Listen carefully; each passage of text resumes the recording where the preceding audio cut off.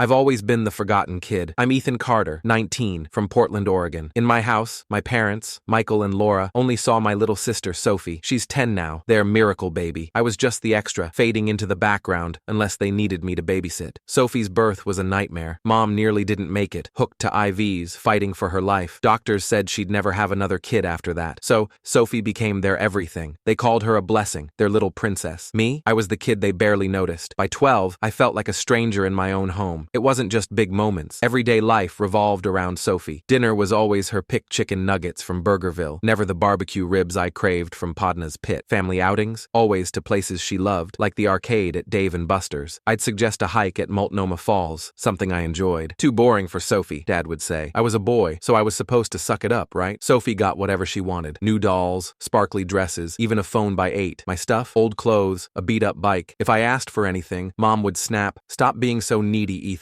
Needy? I just wanted to feel like I mattered. Instead, I was Sophie's unpaid servant. Fetch her juice, entertain her, clean up her messes. Once, I was playing Fortnite, and she unplugged my console. I yelled. She cried. Dad grounded me for scaring her. I retreated to my room, door locked, headphones on. Video games were my escape hours lost in Cyberpunk 2077, drowning out Sophie's whining downstairs. My parents didn't care. They'd gush over her drawings, her giggles, like she was a prodigy. I'd get a grunt if I showed them my report card. Straight A's. Talking to them felt pointless. I'd nod, shrug, keep quiet. By 16, we barely spoke. I was a ghost, only visible when Sophie needed something. Looking back, I think my parents were lost in their own world. Sophie was their miracle, their second chance after Mom's brush with death. They didn't see what it did to me. They didn't see me shutting down, pulling away, building walls. 8 years of that. 8 years of being nobody in my own family. It hurt, a slow burn in my chest. I kept it in, but it was growing, festering. My 18th birthday was coming, and I hoped, foolishly, it'd be different. I wanted one day, just one, to feel like I was enough. My 10th birthday set the stage. I begged for Laserport, dreaming of laser tag with friends. Instead, we went to Dave & Buster's. Sophie, barely 2, loved the flashing lights. I didn't get a say. The cake came out, vanilla with blue sprinkles. My name was on it. I smiled, hopeful. Then Sophie whined, reaching for the candles. Mom didn't hesitate. She lifted her up. Sophie blew them out, drool dripping on the frosting. Everyone clapped, gushing over her. I stood there, empty-handed, my smile fading. Dad patted my shoulder. "You're older, Ethan. Let her have this." I was 10. What did that even mean? The next year was worse. Same place, Dave & Buster's. A pink cake this time, like something for a toddler princess. Sophie squealed, clapping. She blew out my candles again. Mom snapping photos of her, not me. I got a soccer ball, something I'd asked for. Sophie got a dollhouse, bigger, shinier, wrapped in glittery paper. To keep her happy, Mom whispered to Aunt Karen. Happy? What about me? I kicked the soccer ball alone in the backyard later, swallowing my anger. By 13, it was a pattern. Sophie picked the venue always Dave & Buster's or the Oregon Zoo, places she loved. I'd suggest Voodoo Donut, craving their weird bacon maple bars. Sophie wouldn't like that, Dad said, shutting me down. She'd cry if she didn't get her way, and they'd cave. At the party, she'd cut my cake, smearing frosting everywhere. I'd get a slice with her fingerprints in it. Relatives smiled, awkward, saying nothing. I felt like a guest at my own birthday. The gifts stung most. On my 14th, I got a used backpack. Sophie got a tablet, even though it had my name on the box. "You can share," Dad said. Share? She screamed if I touched it. I stopped asking for things. What was the point? My 15th birthday, I got socks. Socks. Sophie got a sparkly bike, riding it around while I opened my gift. Mom said, "Boys don't need much." I wanted to scream. I wasn't asking for much, just a day that felt like mine. I tried talking to them once. I sat them down, heart racing. "Why does Sophie get everything?" I asked. Mom rolled her eyes. "Don't be so dramatic, Ethan." Dad added, "She's younger. She needs more." Needs more? I needed to be seen. They didn't get it. They never did. I stopped fighting. By 16, I'd fake a smile, let Sophie blow out my candles, and slip away to my room. My friends noticed. My buddy Max asked, "Why's your sister the star of your birthday?" I just shrugged, explaining hurt too much. Every year, it got worse. Sophie's tantrums ruled. If I argued, I was the bad guy. "Be a good brother," Mom would say. Good brother? I was her servant, holding her up while she stole my moments. My 17th birthday, the cake had her favorite flowers on it. I didn't even bother blowing out the candles. I walked away, locking myself in my room. No one noticed. They were too busy praising Sophie. I kept hoping my 18th would be different. I dropped hints about Morton's Steakhouse, picturing a real dinner. Just once, I was turning into an adult. Maybe they'd care. But deep down, I knew better. The anger, the hurt, it was boiling inside me. 8 years of this. 8 years of watching Sophie take what was mine. I couldn't take it anymore. Something had to give. Dinner was her choice, always. She'd demand greasy burgers from Burgerville, piled with fries. I'd ask for pho from Pho, Oregon, something I loved. "Sophie doesn't do soup," Mom would say, brushing me off. So we'd eat her food, her chatter filling the room. Dad would nod, grinning, like she was a star. I'd sit, silent, picking at my plate. plate. If I spoke, they'd barely look up. Once, I mentioned a school project. Mom cut me off. Sophie's telling a story, Ethan. My words didn't matter. Outings were the same. She loved the water park in Salem, splashing and screaming. I'd beg for a day at Mount Hood, snowboarding, something I enjoyed. Too cold for Sophie, Dad would say. So, we'd go where she wanted. I'd end up watching her, holding her towel, while she giggled with Mom. I'd stare at other families, wondering why mine couldn't see me. TV nights? Her pick. Always some cartoon like SpongeBob. I'd suggest a Marvel movie. Sophie gets bored, Mom would snap. I stopped suggesting. She called me errand boy. It started as a joke, her smirking, demanding snacks or toys. Get my juice, errand boy, she'd say. Mom laughed, called it cute. Cute? It was humiliating. Once I was studying for a math test. She burst in, grabbed my pencil, snapped it. I yelled. She cried. Dad stormed in. Why can't you be nice? He barked. Nice? I was drowning. I put a lock on my door, only way to keep her out. My room became my sanctuary. I'd blast music, play Red Dead Redemption,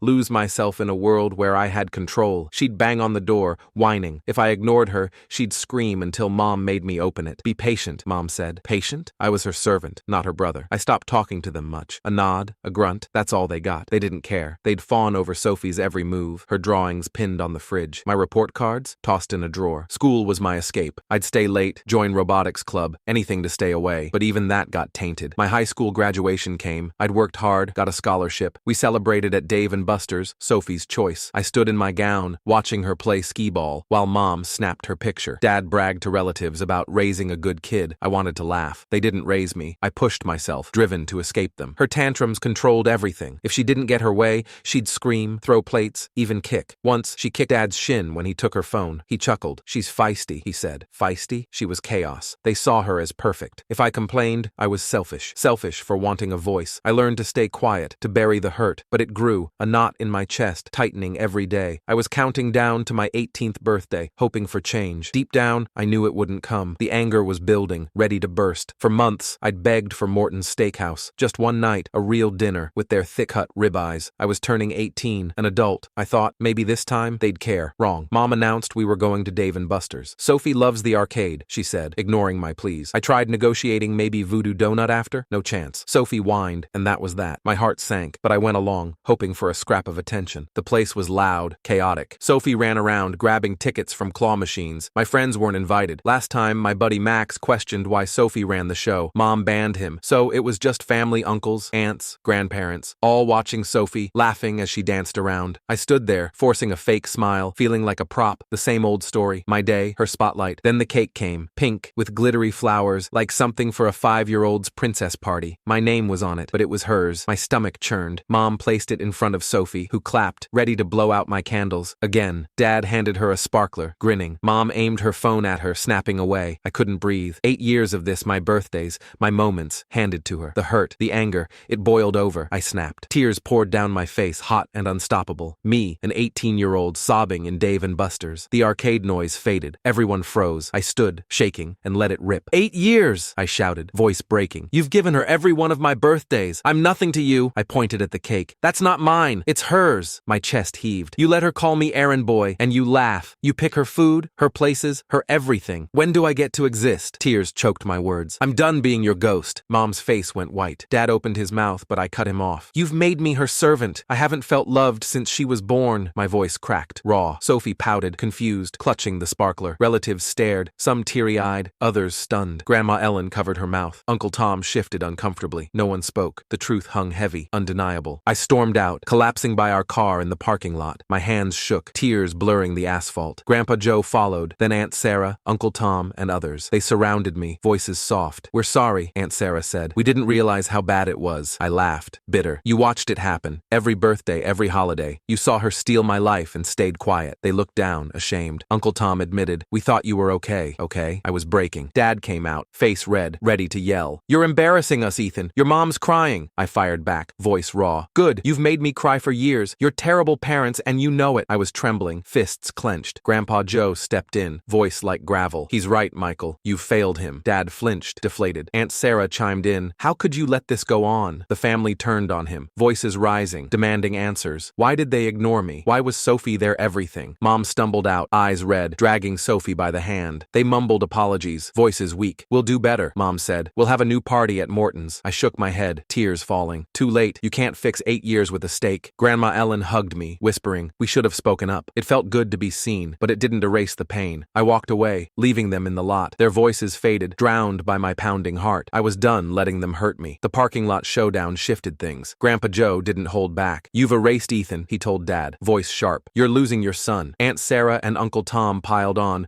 calling out years of Sophie's reign. Mom sobbed, gripping Sophie's hand, but no one rushed to comfort her. They promised change, no more letting Sophie steal my moments, no more pink cakes. I stared, numb. Words couldn't undo 8 years of neglect. I just nodded, my throat tight. Sophie finally faced consequences. Uncle Tom pushed hard. "She's spoiled rotten," he said. "You've created this." They suggested a boarding school in Bend, Oregon, to teach her boundaries. Dad agreed, his face grim. Mom cried, begging to keep her home, but even she couldn't argue anymore. Sophie was sent away a month later. She screamed, threw toys, but it didn't work. For the first time, they didn't cave. I felt a flicker of hope, but the hurt lingered, heavy in my chest. Then came the car. Grandpa Joe rallied the family to get me a used Honda Civic. He spent weeks fixing it, making it shine. It was my escape, my first taste of freedom. I loved it, driving through Portland's streets, feeling alive. But Sophie couldn't handle it. Before she left for Bend, she snuck out one night, grabbed a hammer from the garage, and smashed my windows. The windshield was a mess, cracks everywhere. She'd carved Princess into the door. My stomach dropped. Mom tried to brush it off. "She's just upset," she said. Upset? She was vicious. Grandpa Joe was livid. He made them pay for the damage $1-800, straight from their savings. Sophie got grounded until she left for school. Aunt Sarah kept the pressure on, confronting them at every family dinner. "You've lost Ethan," she said. "Fix this." Dad looked broken, like he was seeing Sophie's chaos for the first time. Mom kept apologizing, tears streaming. I didn't respond. Their words felt hollow, like trying to patch a sinking ship. I had to get out. Grandpa Joe hooked me up with a job at an auto shop in Salem, 40 miles away. He suggested moving there. I didn't hesitate. Finding a place was tough. I got a credit card to cover the deposit on a tiny studio. It's small, just a mattress, a table, my old PlayStation. But it's mine. No Sophie banging on my door. No parents ignoring me. I could breathe, finally. Driving my fixed Civic to work, I felt free, like I was starting over. But freedom didn't erase the pain. I'd lie awake, replaying every stolen birthday,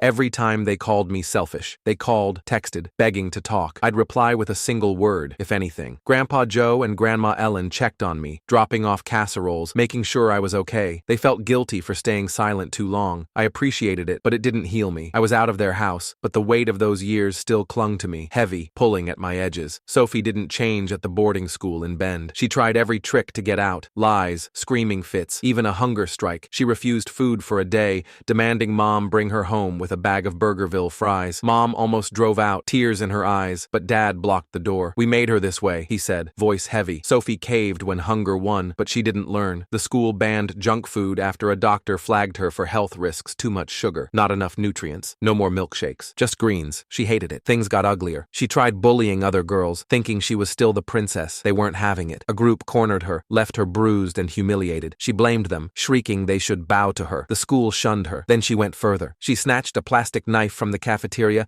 climbed a table and waved it, demanding candy and a ticket home. It was a stunt, pure manipulation. She tripped, fell, sprained her wrist. The school was done. They kicked her out, sending her to a psych ward in Seattle. The ward diagnosed her with narcissistic traits. Not official, she's only 10, but the signs are there. Strict rules, no junk food, mandatory classes. It's her personal hell. She still tries to manipulate, banging her head on walls when denied soda. Mom snuck her chips once, got caught. It sparked a fight with Dad. Things escalated fast. Mom grabbed a mug, smashed it on Dad's forehead. Blood poured. Cops showed up. Dad got stitches. Mom got a psych eval, revealing PTSD from her childhood. She's on meds now, zoned out, working remotely after a pay cut. They sleep apart, divorce rumors swirling. My 19th birthday was a shift. Grandpa Joe and Grandma Ellen planned it at Voodoo Donut, my spot. Chocolate cake, my name in big letters, 19 candles, no pink frosting. I invited Max, Sarah, real friends. My parents came, looking hollow, forcing smiles. Sophie was there, on a ward pass. She sat, glaring, arms crossed, like I'd stolen her crown. I blew out my candles. She didn't scream. She sobbed, loud, fake tears, muttering, "It's not fair." Classic Sophie, fishing for attention. No one bit. She kicked a table, cursed at Mom and Dad, demanded her own cake. Grandpa Joe shut it down. "Take her back," he said, voice firm. They dragged her out, her wails fading. "I'm managing in Salem. The auto shop job covers rent. My Honda Civic's fixed, but I check it daily, half expecting Sophie's hammer. Adulting's tough bills, cooking, keeping the lights on. It's better than home, though. No Sophie's tantrums, no parents' neglect. They call, begging forgiveness. I barely answer. When I do, it's stiff, like strangers talking. Grandpa Joe says they're soothing their guilt. He's probably right. Their house is quiet now. Sophie's gone. I'm gone. They're stuck with with their choices, but revisiting this hurts. I thought I was past it, building my life. Talking about it makes my pulse race. I snapped at a coworker over a spilled wrench. Coffee sets my hands trembling. My boss noticed, sent me home. Sort yourself out, Ethan, he said. He's right. I'm jumpy, bitter. I found a free support group in Salem for toxic family survivors. I'm scared to go, to admit I'm still messed up, but I need to. The past keeps dragging my studio's small, a creaky bed, a folding chair, my old PlayStation glowing in the dark. Bills hit hard. Rent, groceries, gas for my Honda Civic. The auto shop job keeps me going. Wrench in hand, grease on my face. Driving through Salem, I feel alive, untethered. But every mark on my car reminds me of Sophie's hammer, her rage. I lock it twice, paranoia creeping in. Freedom tastes sweet, but it's fragile. My parents call, their voices shaky. Mom's slurred, dulled by meds. We're sorry, Ethan, she whispers. Dad mumbles, we failed you. I don't know what to say. Yeah, I mutter, hanging up. Forgiveness feels like a wall I can't climb. 8 years of being nobody doesn't vanish with a few words. Grandpa Joe says they're chasing absolution, not me. They're alone now. Sophie gone, me gone. Their house must echo, empty. I don't revel in it. It's just a sad truth they built. Sophie's stuck in Seattle's ward, fighting rules, demanding candy. She's 10, but her tantrums haven't stopped headbanging, scheming, manipulating. I feel a pang of pity. She's a kid, shaped by their worship, but I'm done carrying her chaos. I spent years as her servant, her errand boy. Now, I'm free, or trying to be. Talking about this rips me open. I thought I'd moved on, built a new life, but the memories burn. I snapped at a coworker last week over a dropped tool. My hands shake when I pour coffee. My boss sent me home, eyes kind but firm. You're off, Ethan, he said. He's right. I'm wired, angry, jumping at noises. I found a support group in Salem, free, for people like me, survivors of toxic families. I haven't gone. Admitting I'm still broken scares me, but I can't keep running from this. The past claws at me, heavy, relentless. My 19th birthday was a glimpse of better. Grandpa Joe and Grandma Ellen threw it at Voodoo Donut. Chocolate cake, my name in bold, no pink frosting. Friends like Max and Sarah came, laughing, passing me donuts. I smiled, felt lighter, like I could breathe, but the old hurt lingers. Every stolen birthday, every errand boy taunt, it's still there. One good day doesn't erase 8 years. I want to move forward, to celebrate without that shadow. I'm not there yet. I'm signing up for that support group. I need to talk, to unpack this weight. I want to be more than the kid who survived them. I'm learning to live for me, my job, my car, my life. They can't take that. I've fought too hard, and I'm not going back to their chaos. Not now, not ever.